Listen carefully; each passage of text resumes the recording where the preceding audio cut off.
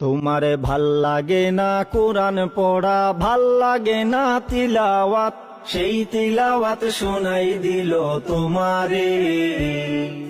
রোজার মাসে বটতলাতে করলো যারা আয়োজন, সেই আয়োজন করলো তোমার অফিসে, সেই আয়োজন করলো তোমার অফিসে। গায়ের জুড়ে পদের ভারে করলা আকাম জীবন ভর, নাস্তিকতার ছায়া তলে দেখাইছিলা কত ডর।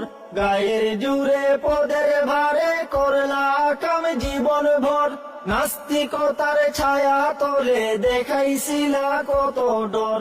এখন কত সুন্দর দৃশ্য দেখলাম আহারে, সেই আয়োজন করলো তোমার অফিসে।